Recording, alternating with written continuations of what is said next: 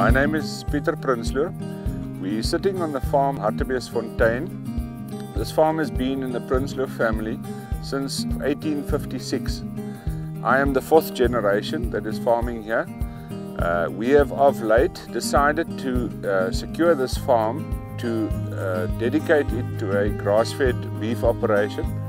My neighbour Llewellyn McLean and I have joined our forces, and we are together farming this farm with our oxen.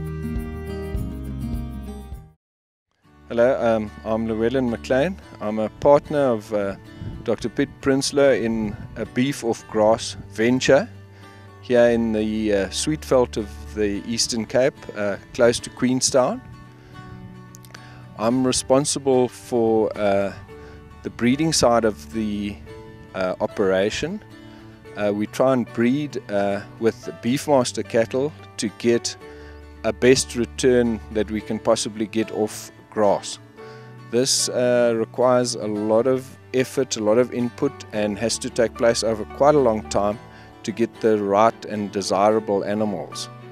I pay attention to the genetics. I breed the females and I breed the bulls, and we select the bulls that we use for weight gain on felt. Basically the oxen are small, they're babies when we wean them, about 6 months old, and then we choose to run them in 3 groups until they get to a full-grown mature stage at 3 years, and that would then involve a 1-year-old group, a 2-year-old group, and a 3-year-old group. Part of this whole operation and part of the success of it is that these animals have never received any growth hormones, any antibiotics whatsoever. If an animal does by chance get sick and it has to be injected, it gets taken out of the system and it will be sold in the commercial market.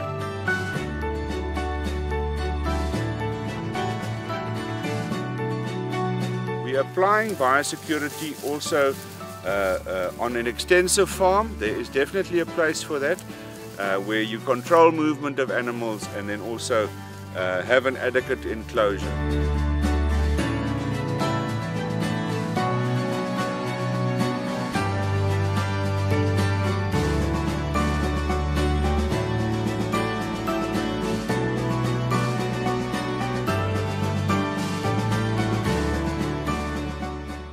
So these animals don't get any growth stimulants, as I said, and then the grass-fed aspect gives us a yellowish tint, a creamier color to the fat, the body fat, the outside fat of the animal.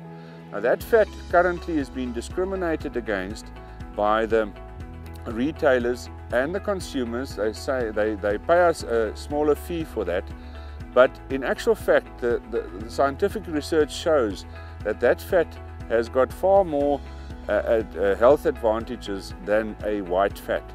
We're talking about fatty acids like omega-3 and 6. It's got the right ratio of them to push cholesterol levels down. It's got conjugated linoleic acid, fatty acid, which is known for pushing up your high density lipoproteins and pushing down your dangerous low density lipoproteins. The last factor I want to touch at health wise is the fact that when animals are naturally produced, they are also in sync with the natural environment.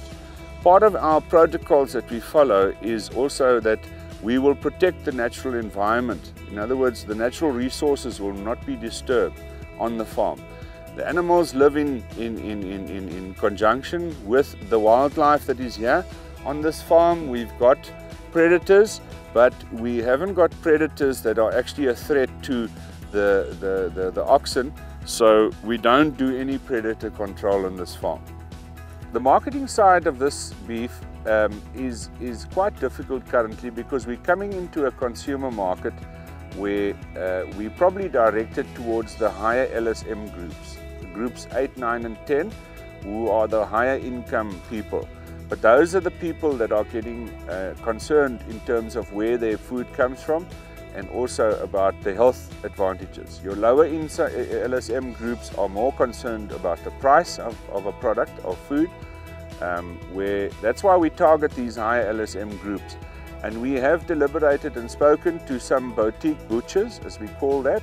It's a tendency in South Africa that's taking up immensely. We've spoken to these butchers and restaurants as well, in Joburg, in Cape Town and in Port Elizabeth, and we've already got some of our meat in the fridges of a restaurant in Johannesburg. These people are also not concerned about the price tag as so much as the health advantages it would be for their consumer, and their consumer base are prepared to pay a slight premium for this product, because we guarantee it as being healthy.